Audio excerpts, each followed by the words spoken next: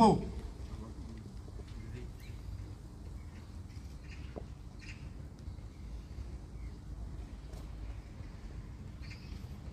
Revue du détachement par l'autorité militaire.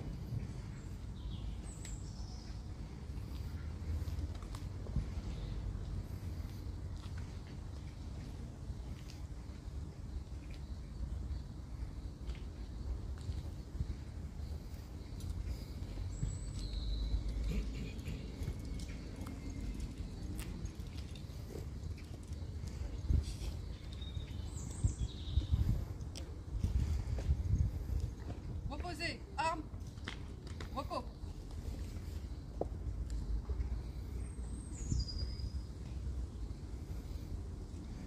Garde à vous. Présentez, armes. Ouvrez le banc.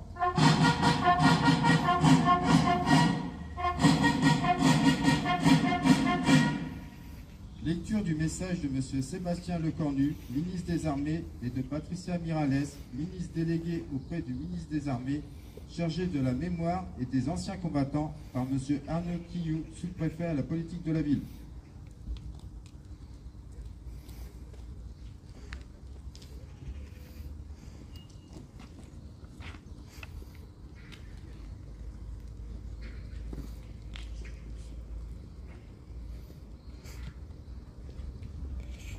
Le 8 mai 1945, quand la nouvelle de la victoire parvint à Paris, le général de Gaulle, qui incarnait la voix de la France libre et combattante, adressa ces mots à la nation.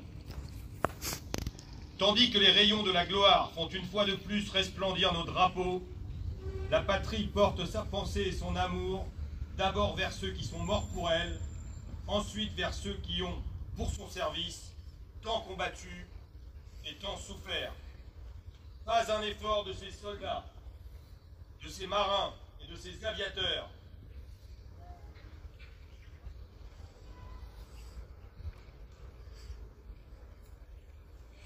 Pas un acte de courage ou d'abnégation de ces fils et de ces filles, pas une souffrance de ces hommes et de ces femmes prisonniers, pas un deuil, pas un sacrifice, pas une larme n'auront donc été perdues. Le sacrifice pour la victoire avait été immense. Aux soldats morts, blessés, prisonniers, aux résistants foudroyés ou torturés, s'ajoutaient les civils assassinés et déportés, en particulier les Juifs morts dans la Shoah, ainsi que le champ de ruines laissé par les durs combats de la libération. La France était meurtrie, mais un peuple entier avait survécu à l'une des pires épreuves de son histoire, grâce au soutien de ses alliés.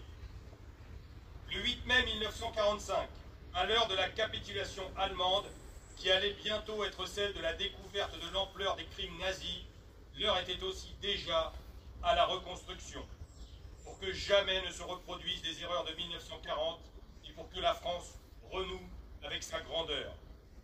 C'est dans l'épreuve que se forgent les grandes nations, et le 8 mai 1945, la France décidait de se choisir un grand destin. Dans l'effervescence de la victoire, et pour faire écho aux immenses sacrifices consentis pendant les années de guerre, les Françaises et les Français reprenaient confiance en eux-mêmes.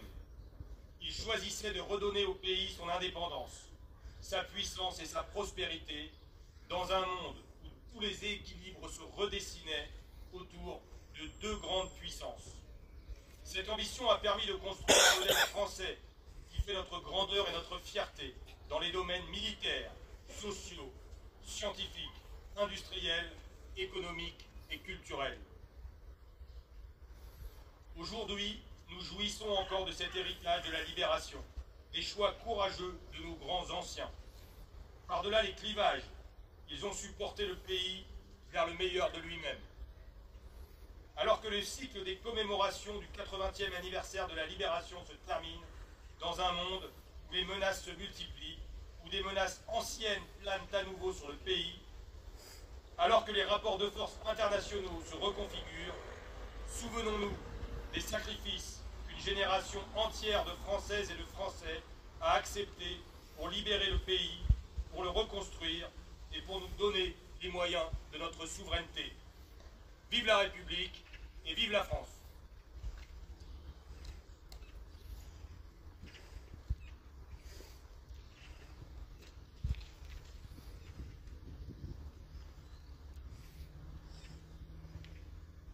Fermez le banc.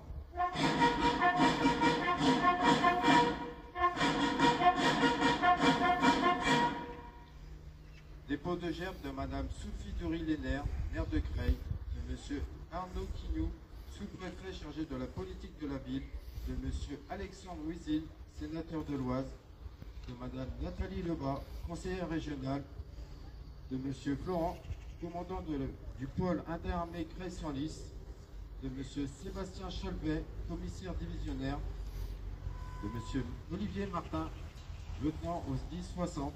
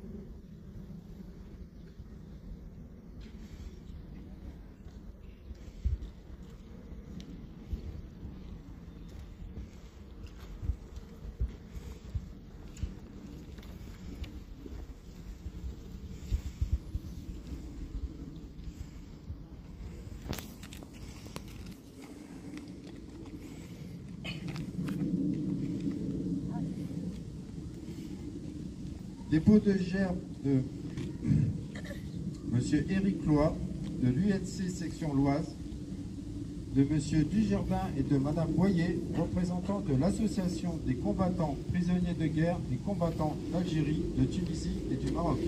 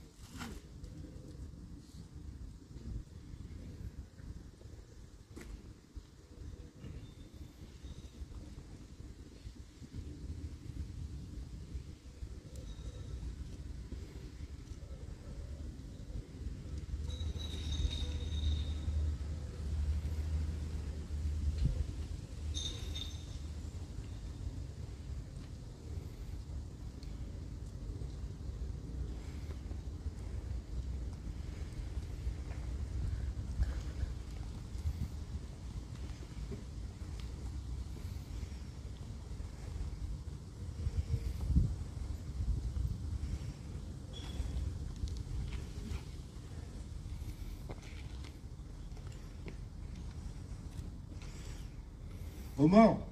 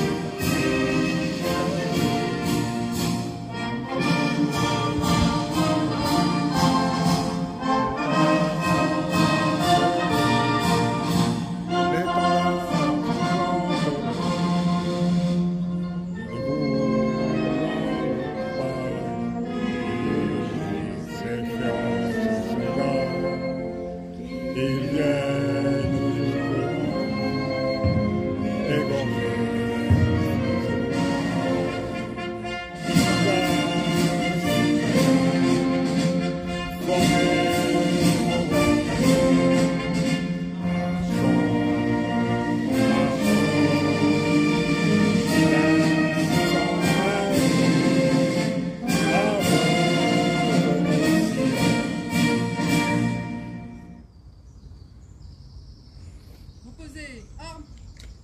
Repos.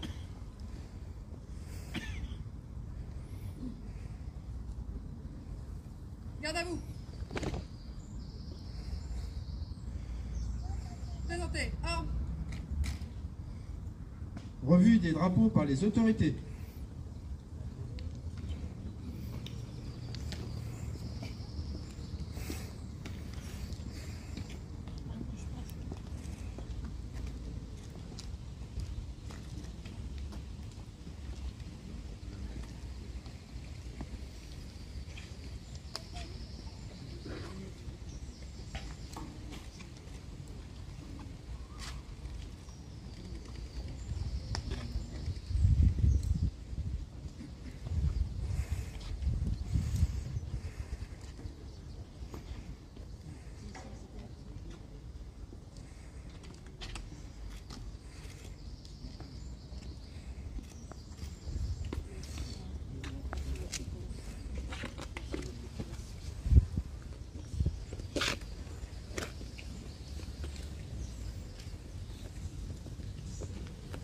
Bonjour à tous.